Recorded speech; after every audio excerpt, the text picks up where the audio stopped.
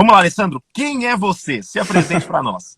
Vamos lá, meu nome é Alessandro Meliso. Eu advoguei, fui advogado por 3 anos, enfrentei ali, né, a prática da advocacia no início da minha carreira, mas sempre tive um sonho, né, um sonho da magistratura, um sonho do concurso público, e aí acabei me dedicando, depois desses 3 anos iniciais, ao estudo até ser aprovado no concurso da magistratura, e lá se vão 19 anos, né, de magistratura. Eu fiquei os 3 primeiros anos como juiz de uma primeira instância, de uma primeira entrância, onde era geral, eu atuava tanto no cível quanto no crime, mas há 16 anos, especificamente, eu só atuo na área cível, né? Só processo cível e cível. Então, eu estou bem enferrujado em relação ao processo penal, ao direito penal, raiz, né? Ainda ontem eu estava vendo, 288 que eu sempre brincava, né? Associarem-se 4 ou mais pessoas, quadrilha ou bando, já mudou, né? 2015 teve uma lei nova, alterou ali, e já então, quer dizer, eu estou por fora disso tudo aí, mas sou um grande admirador também do direito penal. O direito penal é a nossa primeira paixão, né? Dentro do direito. E eu entrei no direito por causa do júri, indo assistir júris com um amigo cujo pai era promotor e me convidava a ir assistir os júris do pai dele, ele era promotor de júri. Eu ia para ver o promotor, mas me encantei pelo juiz, então foi o que me levou para a magistratura. E é uma grande satisfação aí ter essa oportunidade com vocês. Show de bola. Olha só, até antes, João, da gente entrar no assunto de produção de prova, de investigação, eu quero falar que nós, advogados criminalistas, precisamos conhecer muito o Código de Processo Civil, que é a zona de trabalho do Alessandro, por várias razões. E talvez uma delas interessante relacionada à produção de prova é que aquele princípio do livre convencimento motivado que a gente tem no Código de Processo Penal, no artigo 155, ele foi abandonado pelo Código de Processo Civil, né, pelo menos na literalidade do texto, com o CPC de 2015, porque o artigo, eu até fui buscar aqui, eu não tenho ele de cabeça, o 371, ele fala só na formação do convencimento vinculado à prova produzida. E eu queria ouvir de você, Alessandro, porque isso é algo que toca muito a gente nos processos criminais. Poxa, tudo bem, o livre convencimento motivado aqui, indo até para uma parte acadêmica, assim, né? O livre convencimento motivado, ele surge como uma superação da prova tarifada, né? Que era aquele sistema de que as provas tinham valor, qual era a prova que tinha mais valor ou não, aquela ideia da confissão, a rainha das provas e etc. E o livre convencimento motivado vem como uma superação de tudo isso. Olha, o juiz vai apreciar todas as provas, não tem prova que tem mais valor do que outra, mas ele vai ter que motivar, fundamentar. Só que isso gera, de certa forma, pode ocasionar um desequilíbrio sistêmico, exemplificadamente. Se tiverem 20 provas favoráveis à defesa e o juiz quiser valorar 2 provas que são favoráveis à acusação para condenar, ele pode fazer isso no sistema do livre convencimento motivado, porque o juiz é livre, né? Porque o juiz é livre. O que você sentiu na prática já, Alessandro, de alteração no processo civil com essa mudança, com esse abandono do livre convencimento motivado? A gente sabe que o Lênio Streck foi um grande crítico disso aí, foi uma das pessoas que participou falando muito disso. Na prática, isso já gerou algum efeito? O que você vem sentindo? Porque às vezes no criminal a gente fica muito apaixonado e fala, nossa, a gente quer uma evolução também para um sistema do convencimento motivado, deixando de lado essa liberdade na apreciação da prova. Mas será que isso na prática faz tanta diferença? Essa é uma curiosidade que eu tenho, que eu queria ouvir de você. Nossa, faz muito, né? E esse é um tema muito pouco explorado ainda na nossa doutrina, muito pouco explorado na prática jurídica, né? Não se questiona como que o juiz valora a prova no caso concreto. Os operadores do direito não têm, em grau recursal, muitas vezes, fundamentos objetivos para atacar a forma como o juiz valorou a prova, o nível de suficiência probatória para que o juiz faça a sua decisão em termos fáticos, porque não são todos os tipos de demandas que exigem o mesmo nível de prova para considerar um fato verdadeiro ou não verdadeiro. E dentro do processo, a prova ela tem uma finalidade diversa em relação ao advogado e em relação ao juiz. O advogado ele produz prova dentro do processo para convencer o juiz. A função dele é essa. Né? A prova para o advogado tem uma função uma função persuasiva. Para o juiz, não. Para o juiz, a prova tem uma função epistemológica. O que o juiz quer, na verdade, é saber se aquele fato que é controvertido, se aquele fato é verdadeiro ou se aquele fato não é verdadeiro. Se ele é verídico, ele corresponde exatamente ao que aconteceu no mundo fora do processo. Se ele é inverídico, é porque ele não aconteceu fora do processo. Quando que a prova tem êxito para o juiz? Quando a decisão fática dele coincide com aquilo que aconteceu fora do processo. Para isso, o juiz só pode formar o seu convencimento analisando a produção das provas que foram realizadas durante o processo. A análise probatória é uma análise objetiva. Agora, essa análise objetiva, ela é baseada em critérios racionais, em critérios lógicos, em critérios proporcionais, que devem estar motivados na sua fundamentação.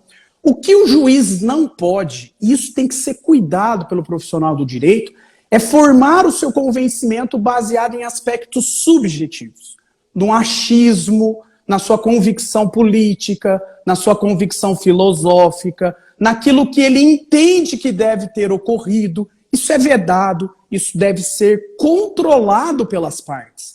As partes, autor e réu, elas têm o dever de controlar a decisão fática do juiz quanto à formação do seu convencimento.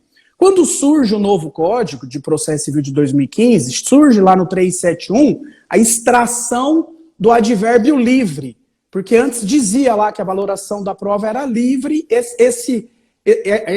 essa palavra foi extraída. E aí surgiu uma teoria doutrinária capitaneada pelo professor Lênin Strello, dizendo, olha, o princípio do livre convencimento motivado está extirpado do nosso ordenamento jurídico processual. O juiz, ele não tem nenhuma discricionariedade para valorar a prova. Bom, será que é isso mesmo, né?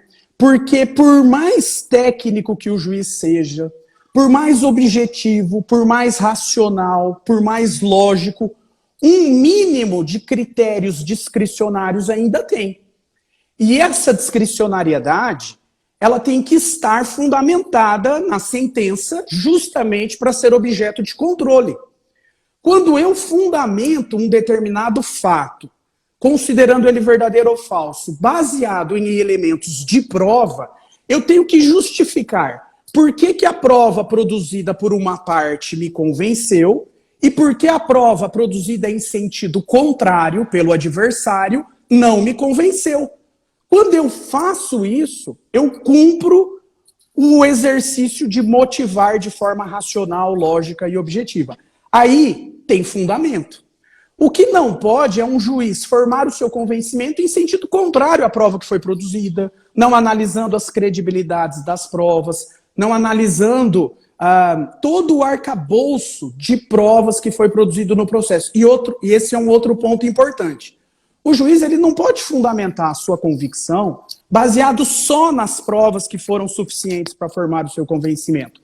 E nas que não foram? Essas também têm que ser valoradas, essas também têm que ser analisadas na sentença. Se eu tenho dois depoimentos testemunhais, uma testemunha arrolada pela acusação, outra pela defesa, são testemunhas que vão depor sobre um mesmo fato controverso, e os depoimentos são em sentidos antagônicos, por que uma levou o convencimento do juiz e por que a outra não levou? Isso tem que estar na motivação. Agora, isso aí retira... Aí o 489 é muito importante também, né? O 489, parágrafo 1º. Eu não sei se você sabe, Alessandro, olha só. A gente teve com a última reforma do Código de Processo Penal, tamanha a importância do 489 para todo o ordenamento jurídico, a última reforma do Código de Processo Penal, a Lei 13.964 de 2019, o pacote anticrime, ela trouxe o 489 para dentro do CPP. A gente tem um artigo que ele é a cópia literal do 489, que é o 315, parágrafo 2º, ipsis literis. É a mesma coisa, não muda uma vírgula. A gente tem o distinguish, o overruling, e a gente tem esse ponto, os incisos são até os mesmos. Esse ponto no inciso 4 lá que fala que o juiz precisa enfrentar todos os pontos, todos os argumentos, todas as provas, todas as motivações, etc. Eu acho que só o 371 não seria suficiente sem o 489. Sim, né? sem dúvida. Tudo se extrai da fundamentação. As razões de valoração estão ali, né? Exatamente. E elas devem ser objetivas, devem ser baseadas em critérios racionais, lógicos. A mesma forma que eu avalio, que eu analiso uma prova, é aquilo que é o senso comum, aquilo que decorre do comum das coisas. Se eu estou, por exemplo, entre uma prova científica que comprova 99,99% de que uma determinada pessoa é o pai biológico de outra, e no sentido contrário, eu tenho uma testemunha dizendo que aquele mesmo suposto pai nunca praticou uma relação sexual com a mãe, eu tenho que valorar as duas provas e num critério lógico, objetivo e racional, a prova científica tem muito mais valor, credibilidade, do que a prova testemunhal. Então a minha decisão só pode ser nesse sentido, né? E essa análise que é feita pelo senso comum, baseada em critérios racionais e lógicos, é que o juiz deve fazer no caso concreto. Rodrigão, bom dia. Bom dia. Estava na custódia, terminou agora. Beleza? Tudo certo, Rodrigo? Maravilha. Beleza, bom tudo demais certo. acompanhando aqui Bom, esse pedaço. outro tema bastante interessante, Alessandro, e acho que esse era o objeto principal nosso dessa live de hoje, né?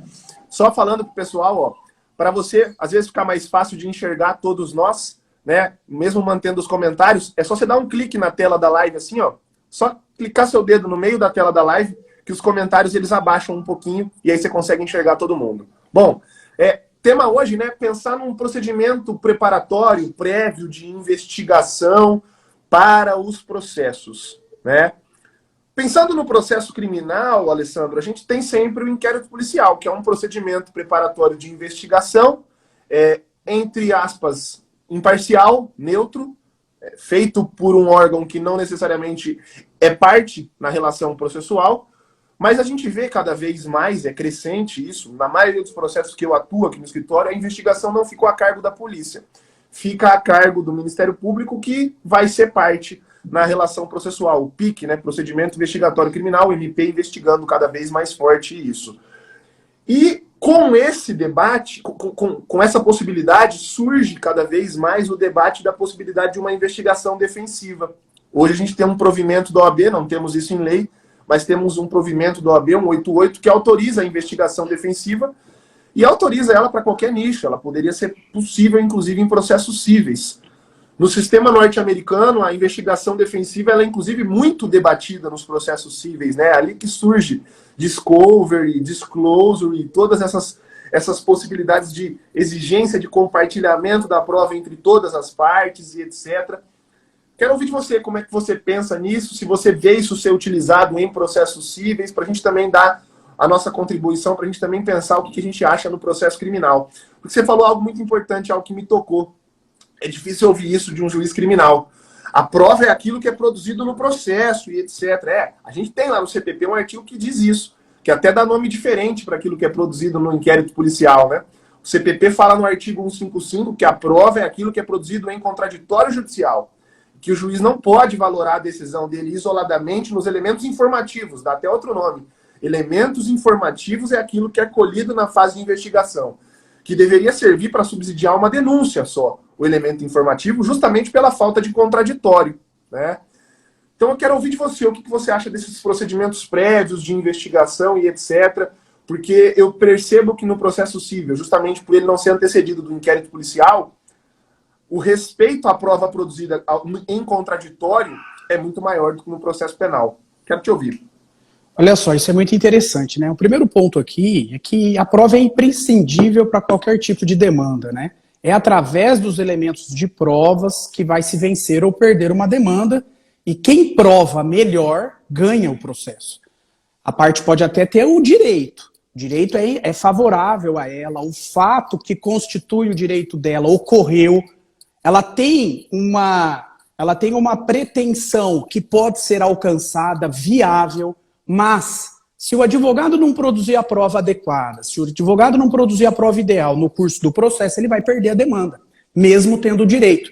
E aí você imagina a situação de um cliente que tem a razão, tem o direito, mas perde a demanda porque não foi produzida a prova. A questão da investigação preliminar, que no crime me parece doutrinariamente e até por força do provimento da OAB, muito mais avançada do que no cível. No cível, essa questão se discute de uma forma muito tímida. Na prática, eu não vejo produção prévia de provas para justificar o ajuizamento de uma demanda. Isso foi um pouco agora amenizado com a probabilidade, com a possibilidade que o Código conferiu de se ajuizar uma demanda específica, Tiago, uma ação cujo objeto é a produção da prova. Uma ação probatória autônoma sem o requisito da urgência. Com o requisito da urgência sempre existiu. Se a prova tem um perigo de perecer, eu posso antecipar a produção da prova agora e aí eu ajuizo a ação principal e me utilizo dessa prova na ação principal. Isso sempre existiu, foi a produção antecipada cautelar de provas. O que o Código traz de novo, o CPC? Você tem o direito fundamental de produzir a prova. E esse direito é tão fundamental que você pode ajuizar uma ação própria para isso, independentemente do perigo da prova, independentemente da urgência, através de uma ação probatória autônoma. Mas é um mecanismo judicial. O que eu quero trazer aqui para o debate, para a gente poder trocar uma ideia, é aplicar o provimento 188 na esfera civil. Por que não o advogado ter uma gestão privada de provas e produzir provas pré-processualmente com um efetivo contraditório oportunizado ao futuro adversário, para que essas provas produzidas possam instruir a petição inicial e, claro, potencializar o recebimento da inicial, a concessão de uma medida liminar, a antecipação de um provimento e, claro, aquilo que foi produzido antes para fundamentar o ajuizamento da ação pode ser, durante o curso do processo, feitas novas provas. Não impede a produção da prova judicial. O juiz ele forma o seu convencimento pelo conjunto probatório. Quanto mais provas instruem um processo, melhor para a formação do convencimento do juiz.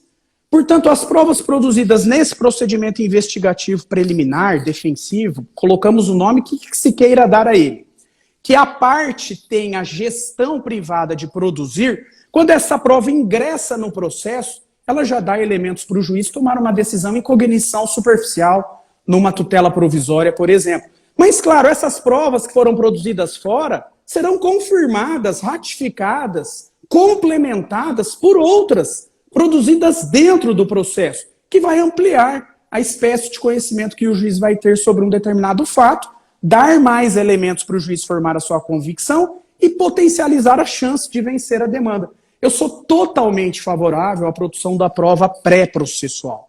Eu acho que isso é uma inovação que nós, operadores do direito na área civil, temos que começar a pensar. E o provimento 188 pode ser um parâmetro de atuação nesse sentido. E olha só, Alessandro, você chamou a atenção, né? Eu fui até olhar aqui no provimento 188, porque eu falava, cara, eu lembrava alguma coisa assim.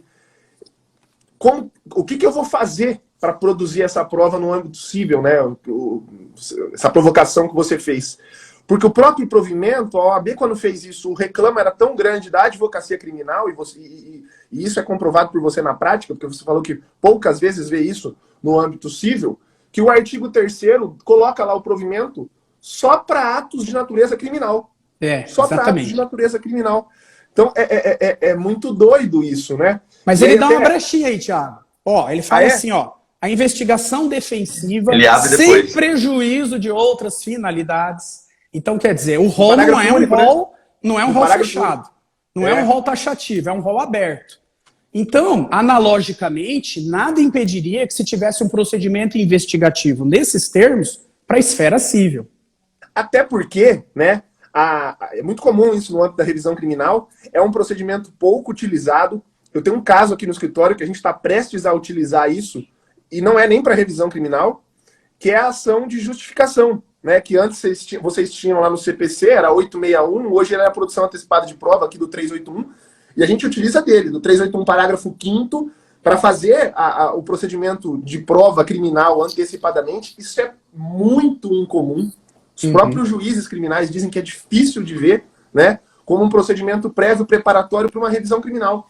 E eu tenho um caso aqui no escritório, que o caso está em segunda instância, e a gente pediu a produção de provas em segunda instância, porque depois da condenação sujeito não acreditava na condenação, não acreditava no fato, a família também não. Depois da condenação, o fato estourou numa reportagem, várias pessoas procuraram eles, falaram, olha, a gente quer te ajudar, a gente sabe o fato, a gente conhece, a gente estava na data, sabe que não foi isso que aconteceu. Ele pegou declarações dessas pessoas, a gente juntou, e no CPP tem uma previsão de produção de provas em segunda instância, no 616 do CPP, né? É bastante difícil achar jurisprudência favorável, mas é porque muitas vezes os advogados não sabem usar. Quer tentar fazer uma reinquirição, quer ouvir de novo uma testemunha, e aí é complicado, né? Ouvir de novo uma testemunha, por quê?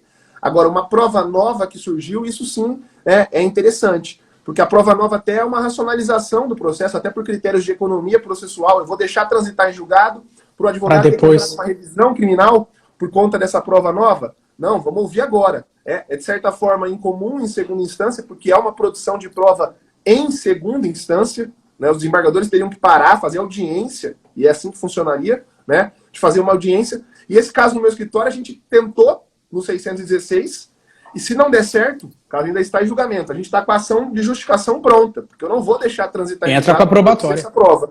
Nós vamos entrar com a ação de produção de prova antecipada, eu vou colher esses depoimentos e vou jogar no meio do caso para fazer uma bagunça. Pois Então, exatamente essa é a intenção. Isso é interessante demais, né? Essa produção de prova investigativa, defensiva, enfim, na esfera civil, há vários instrumentos que o advogado pode produzir para justificar o ajuizamento de uma ação e ter a tutela provisória concedida de uma forma mais fácil. A ata notarial é uma prova típica e é produzida fora do processo. A perícia extrajudicial, ela é produzida antes, fora do processo. Mas há outros elementos, as provas documentais, né? O pedido de exibição de documento ou coisa, quando o advogado faz administrativamente um pedido para que um banco exiba um contrato, ou para que, sei lá, alguém que tem um vídeo, que tem uma câmera voltada para a rua e presenciou, esse vídeo captou a imagem do acidente de trânsito, faz um requerimento, uma notificação extrajudicial para o proprietário dessa imagem exibir o vídeo, e esse vídeo vai ser um elemento de prova para justificar o ajuizamento de uma ação. Então a exibição de documento ou coisas é muito importante nesse sentido. E até, Tiago, eu defendo que é possível, inclusive a oitiva de testemunhas no âmbito pré-processual, através de um procedimento feito pelo próprio advogado. Não é lícito o advogado ter conhecimento sobre o que a testemunha sabe sobre o fato? O advogado ele pode, né, ter uma entrevista com a testemunha para justamente ter conhecimento sobre qual é o nível de conhecimento que a testemunha tem sobre o fato. E se ele faz isso num procedimento de oitiva dessa testemunha, oportunizando inclusive o futuro adversário de comparecer nesse procedimento e de participar, através de uma notificação prévia, dizendo, olha, em tal dia, em tal hora, no meu escritório de advocacia, eu vou arguir uma testemunha que pode ser arrolada futuramente numa ação principal, em razão, por exemplo, desse acidente de trânsito. Oportuniza a manifestação, a possibilidade de produzir a prova da parte adversária. E se você colhe essa prova, você registra essa prova, documenta essa prova, isso é um elemento de prova que você pode instruir a sua petição inicial, e inclusive o juiz pode formar o seu convencimento com uma tutela provisória baseado nisso.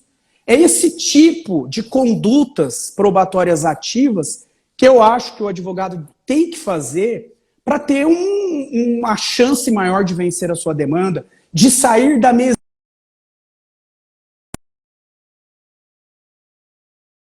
lá na frente. Por que não ouvir essa testemunha agora?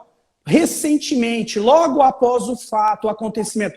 Por que ouvir essa testemunha daqui 3 anos? Judicialmente, quando chegar a 2 anos, quando chegar a fase de instrução. Aí eu tenho o risco da testemunha sumir, eu tenho o risco da testemunha ter as suas percepções não mais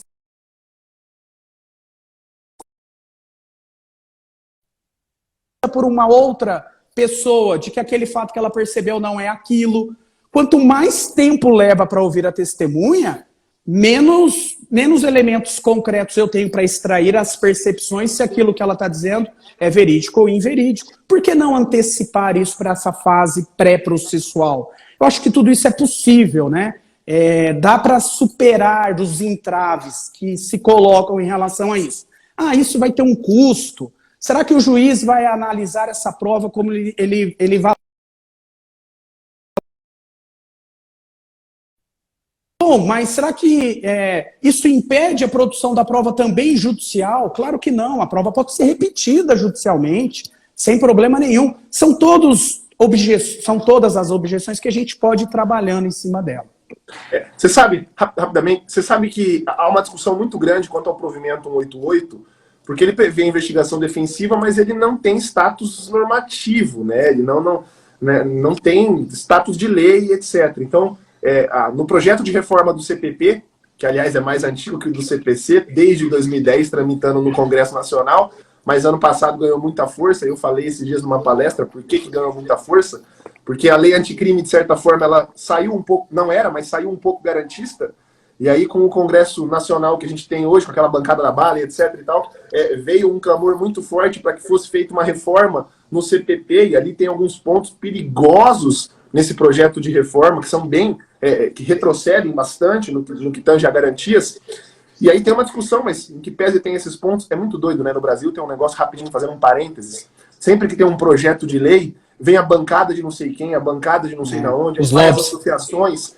Aí, esse CPP tem tudo para sair de novo um projeto sem pé nem cabeça, né?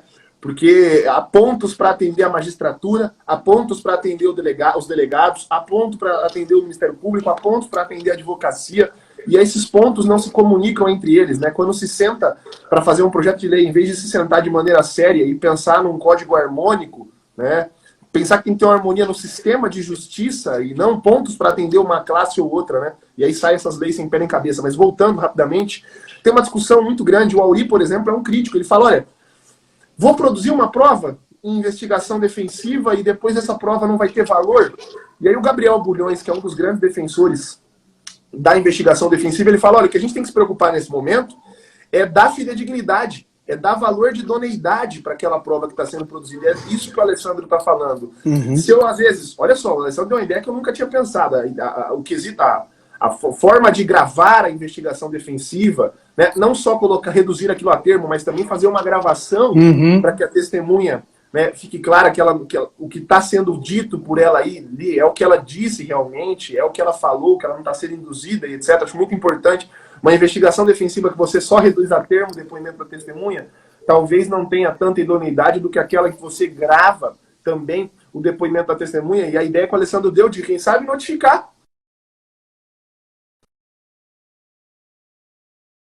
Vai para o procedimento do júri. Poxa, você sabe quem são os promotores que atuam no júri. Notifica os promotores do júri e avisa que você vai produzir aquela prova com aquela testemunha que pode ser utilizada num processo. Acho muito difícil o promotor querer participar do ato. Fala que vai ser realizado por link, manda o link para ele, né? Você vai produzir, depois não tem nem como falar, não teve contraditório nessa prova. Opa, eu oportunizei, notifiquei. Exatamente. Justiça, se ele foi ou não, se ele foi ou não de forma efetiva, é outros 500, mas foi oportunizado o contraditório. Isso tem um peso.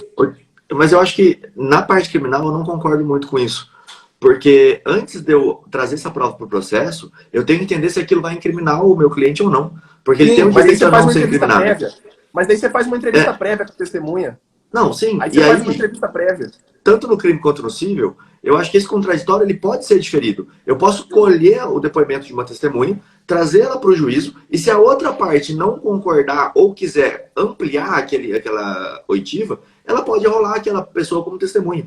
Ela pode trazer aquela pessoa para o processo e lá no contraditório falar, olha, peraí, eu não concordo com essa prova que foi juntada, não pelo teor dela, porque eu quero o contraditório. Ótimo. Então traz essa testemunha, o juiz ouve ela no momento mais formal, e aí todo mundo pode perguntar sem problema algum. Agora, se eu trago essa testemunha e a outra parte não reclama dessa prova, no sentido de, olha, eu também quero fazer perguntas, essa pessoa não precisa mais ser ouvida. Ela já trouxe um elemento probatório que pode, lá na frente, ser oportunizado o contraditório. Eu posso arrolar essa mesma pessoa e fazer perguntas para ela, sem problema algum. Eu não vejo esse problema. E aí eu queria colocar 2 pontos. Vai lá. Rapidinho. O primeiro deles foi que, dentro da comunidade criminal na prática, a gente tem a sala secreta, que é o momento que a gente reúne ali o pessoal da comunidade para poder fazer perguntas. E tinha uma advogada com o seguinte problema. Olha, eu quero produzir uma prova para fazer uma revisão criminal. O problema é que se eu for fazer isso no âmbito criminal, minha comarca só tem um juiz criminal. E vai ser o mesmo juiz que já olhou essa prova no momento passado e não colheu ela da forma como deveria. Por exemplo, era mais ou menos essa a questão colocada. O que ela queria fazer? Ela queria fazer uma oitiva no escritório dela para poder levar essa prova, para iniciar a revisão criminal. Falou, olha só, a vítima aqui desse caso está falando que não aconteceu isso. Ela está mudando o depoimento dela. Ela falou que ela foi pressionada pela mãe a dizer aquilo. E hoje ela vem contar isso no meu escritório. E lendo o parágrafo 2º, o artigo 2º aqui do provimento, ele fala que eu posso fazer isso como medida preparatória para minha revisão criminal. Mas aí o juiz, lá naquele caso concreto, ele não aceita essa prova. E a ideia foi, poxa, então por que você não faz uma ação probatória autônoma para, lá no cível, eu produzir a oitiva dessa pessoa, eu não estou mais no criminal, eu estou no cível, e aí com a oitiva dessa pessoa no cível, eu trazer ela para o criminal. E aí eu queria saber do Alessandro, você acha que tem essa possibilidade, Alessandro, de utilizar a ação probatória autônoma para fazer uma prova no crime? Totalmente, totalmente possível. O objeto da ação probatória autônoma, que está regulado lá no CPC, no artigo 381 e seguintes, o objeto dela é a produção da prova. O juiz, que é o juiz da ação probatória autônoma, ele não analisa o fato, ele não analisa a prova, ele não decide se aquele fato está provado ou não provado. O juiz, ele é responsável pela regularidade da produção da prova. Produzida a prova, seja qualquer meio de prova, pode ser uma testemunha, um depoimento pessoal, pode ser uma perícia, pode ser uma prova técnica simplificada. Produzida a prova, o juiz homologa. Homologa no sentido de atestar que a prova foi produzida de forma válida, sobre o crivo do contraditório. E a prova é entregue para a parte. O que a parte vai fazer com essa prova, pouco importa.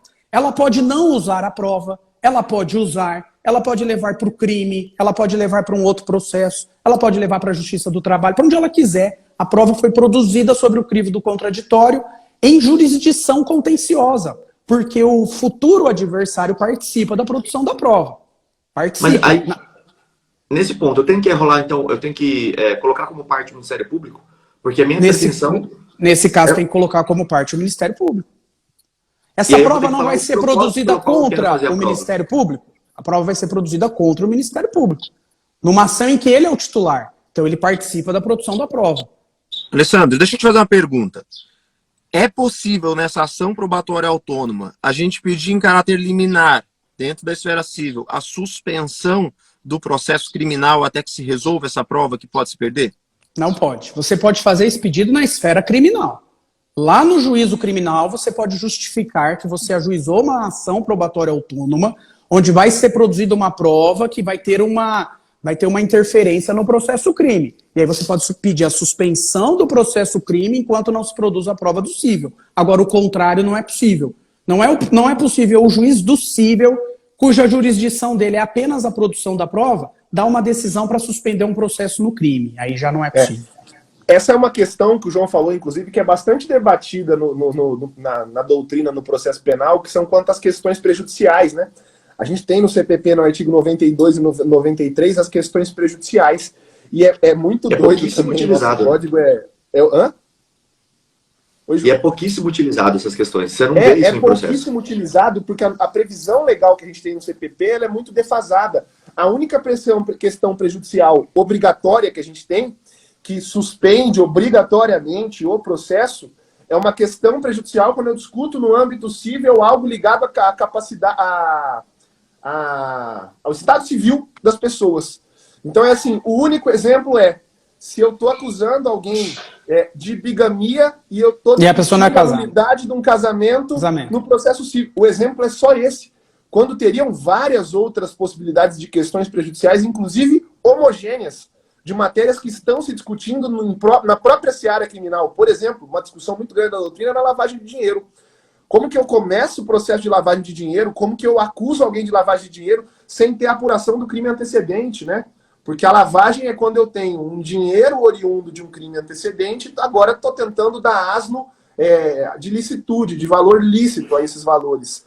Então, muitos doutrinadores dizem, olha, eu precisaria ter antes comprovado o delito antecedente, porque se depois gera uma absolvição nesse delito antecedente, e isso é muito comum no processo, eu tenho 40 pessoas acusadas num processo lá de corrupção, peculato, extorsão e etc., e tem um processo em que um ou dois são acusados da lavagem. O processo da lavagem vai ser julgado antes que o processo de corrupção. O sujeito pode ser condenado à lavagem antes de ser condenado da corrupção. Então isso gera um problema gigantesco. E eu tento provocar em alguns casos meus, olha só que exemplo interessante, Alessandro, relacionado a processo civil. Não deu certo, mas porque a discussão ainda é carente no âmbito doutrinário e, consequentemente, carente também no âmbito processual e prático nosso. Eu tinha uma acusação de estupro de vulnerável contra um cliente e tinha uma ação de alienação parental ajuizada. E o motivo da alienação parental era justamente esse. As falsas acusações, as falsas denúncias que a mãe fazia. E a ação de alienação parental, eu nem sabia que isso era possível, foi instaurada, inclusive, de ofício pelo magistrado ao receber uma cautelar probatória, não era uma cautelar probatória, ao receber uma tutela de urgência do pai, que estava pedindo para ver o filho no Dia dos Pais porque a mãe não deixava, né? E aí o juiz, ao ver os fatos, ao ver aquela notícia do fato, ele concedeu a tutela e converteu de ofício em ação de alienação parental, intimou as partes para se manifestarem, etc. E eu, na resposta à acusação do processo criminal, pedi a questão prejudicial. Eu falei, se ficar comprovado que houve alienação parental, e a alienação parental foi o que motivou a falsa narrativa da criança, não teve, né, consequentemente, o crime. Então a gente precisa suspender esse processo criminal enquanto não tem a apuração no processo civil. Não deu certo, mas foi uma discussão que deu pano para manga, deu resposta à acusação, deu HC, deu um caso bem interessante. Interessantíssimo. Como que é importante, né, ter a técnica, né? A técnica para identificar os instrumentos que você pode usar em cada caso concreto. A ação probatória é um, o procedimento investigativo defensivo é outro, enfim. Isso aí a gente precisa aperfeiçoar, sem dúvida. E só rapidinho, por um ponto. Pode falar, Thiago. Não, só para falar, pessoal, eu falo muito para os advogados, né? Eu sou um cara super contra uma teoria geral do processo. Eu acho que o processo civil tem a sua teoria geral, o processo penal tem a sua teoria geral, em que pese existam alguns pontos históricos comuns e etc. A gente tem que tomar muito cuidado, né, com essa teoria geral do processo. Eu sou um cara a favor da teoria geral do processo penal e o processo civil tem a sua teoria, mas não tem como você advogar sem conhecer o CPC. O CPC é muito importante para a gente no processo penal. A gente bebe da água do CPC em vários momentos, né? Eu lanço mão em vários momentos de artigos do Código de Processo Civil que são importantes, que são mais modernos do que o processo penal. Então, o advogado criminalista tem que conhecer o Código de Processo Civil, tem que estudar o Código de Processo Civil. Vai lá, Rodrigo. Não, eu ia falar da importância, até perguntar isso para o Alessandro, não sei se vocês já falaram, da cadeia de custódia da prova. A importância de você poder documentar e dar segurança para o juiz, quando eu faço uma investigação defensiva, de que aquela prova foi colhida, quando ela foi colhida, qual foi o procedimento utilizado, o método que eu utilizei, qual foi a câmera que eu utilizei, as pessoas que estavam na sala, vou fazer uma oitiva de uma testemunha que eu vou filmar ela. Eu tenho que mostrar para o juiz, para ele ficar seguro que aquela prova foi colhida de uma forma em que não houve uma coerção de alguém, que uma não manipulação. Você acha que isso tem interferência, Alessandro, quando o juiz vai decidir se eu mostrar essa cadeia de custódia de prova, como que eu fiz para colher essa prova? Claro, isso tem uma importância muito grande, porque isso dá segurança em relação à forma como a prova foi produzida. E quando a prova foi produzida de uma forma que é a prevista na lei, que dá segurança, o juiz tem mais elementos para formar o seu convencimento. No cível, nós discutimos muito a cadeia de custódia dos documentos eletrônicos. E os documentos eletrônicos, está lá tipificado no CPC, os documentos eletrônicos, eles ganham uma importância muito relevante atualmente, né? Porque um aparelho de telefone celular, ele é um instrumento de produção de prova maravilhoso. Você grava o áudio da conversa telefônica, você tem acesso às redes sociais, você tem acesso à internet, você tem acesso a e-mail, você tem fotografias que você tira, vídeos, enfim, tudo isso são elementos de provas que podem ser utilizados no processo judicial de forma válida. Se você junta um print, um vídeo, desde que, claro, né, o vídeo seja gravado num local público, aberto ao público, se você não está aí contrariando o direito de personalidade da outra parte, se você não está ferindo a intimidade, a privacidade, é uma prova lícita. Pode ser usada judicialmente. Agora, tem que tomar cuidado como que se faz a captação dessa prova. Por quê? A prova é válida? É válida. Foi juntado no processo o documento eletrônico. Mas o adversário, ele vai ter a oportunidade de fazer a impugnação dessa prova. E quando ele faz a impugnação dessa prova, ele vai alegar que a prova é falsa, ou ele vai questionar a autoria, ou a autenticidade, ou a integralidade desse documento eletrônico. Questiona esses três elementos que constituem a prova documental eletrônica, provavelmente essa prova terá que ser submetida a uma perícia. E dependendo da forma como foi captada, pode ou não a perícia ser realizada. Então a gente tem que ter um cuidado no momento de formar a prova, de fazer a prova. E temos instrumentos que garantem uma perícia futura, como, por exemplo, fazer a captação dos documentos eletrônicos através daqueles sistemas de proteção da internet, né? Os blockchain. Há vários aplicativos que você contrata o serviço por um valor módico, normalmente R$ 59,00. E quando você contrata esse serviço, o aplicativo, ele permite a você navegar na internet, nas redes sociais, enfim, no mundo virtual. E tudo aquilo que você faz de captação de imagem, de vídeo, de áudio, de telas de computadores, tudo aquilo que você faz a captação, o próprio sistema, ele identifica toda a cadeia de custódia desses documentos eletrônicos. E, ao final, ele extrai um relatório. Esse relatório é a sua prova documental eletrônica. Qual é a vantagem desse relatório quando você faz a captação dessa forma? Esse relatório garante que, no futuro, se tiver que ser feita uma perícia para comprovar a autenticidade, a integralidade, a autoria, a perícia se realiza. Olha a credibilidade que dá isso para o juiz. Então, tem que ter a técnica de fazer a prova, né, de captar a prova. Deixa eu perguntar uma coisa, Alessandro, para você. Como que a jurisprudência civil vem lidando com a prova oriunda de print de WhatsApp? Rapidamente, porque nos processos criminais a gente tem, já são acho que 4 ou 5 decisões do STJ, e decisões substanciosas, em que eles entendem que a prova oriunda de um print de WhatsApp, um simples print de WhatsApp, ela não é uma prova idônea. Justamente por não ter uma cadeia de custódia, porque ela é passível de alteração e etc. Inclusive, uma das decisões, acho que do ministro...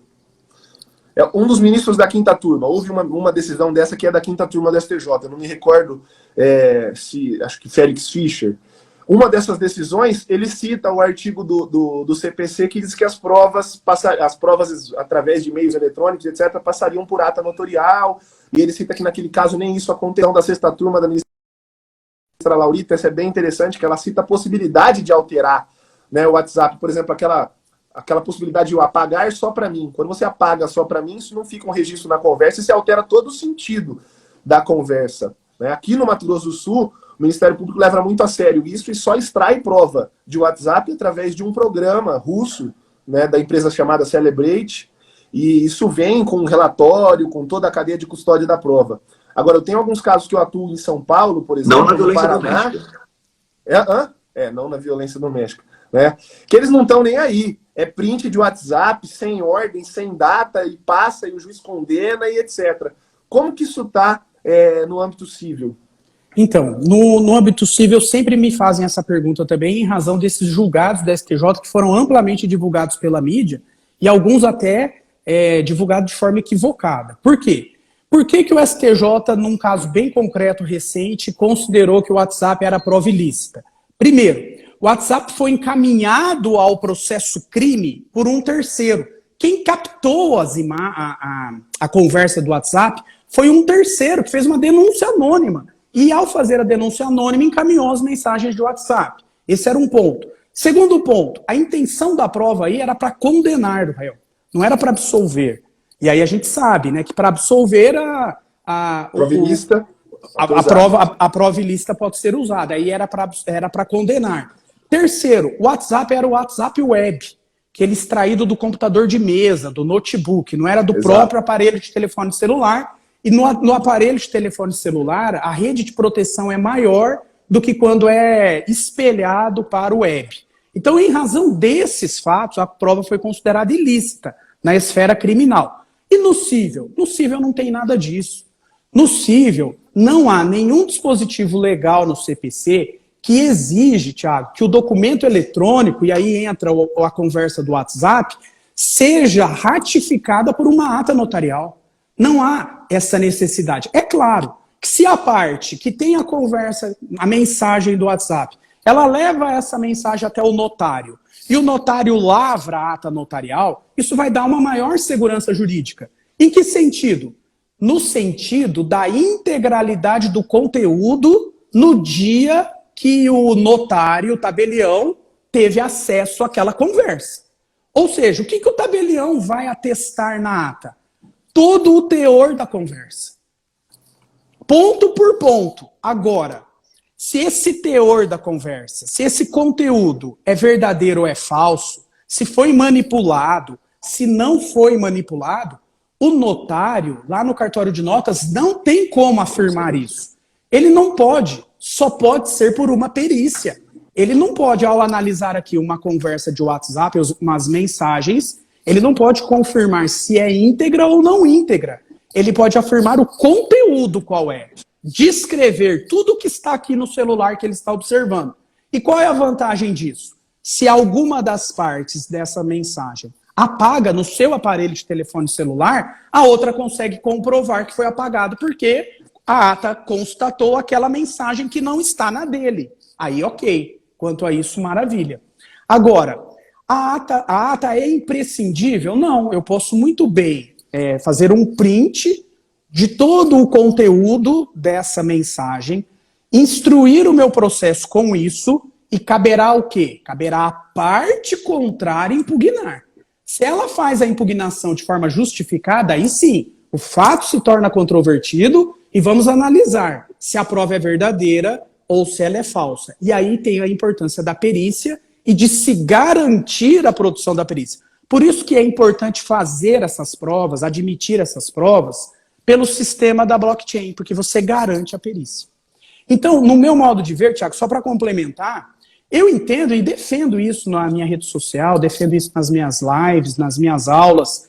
A prova documental eletrônica do WhatsApp na esfera civil é plenamente válida. Cabe a outra parte impugnar, como ela tem que impugnar qualquer documento que é juntado no processo. Perfeito. Não, perfeito. Agora sim, né, Thiago? Temos que fazer uma ressalva aqui também. Imagine o seguinte, imagine que eu mando uma mensagem de WhatsApp para o Thiago dizendo assim: quando que você vai me pagar os 10 mil reais que você me deve? E ele ignora a mensagem.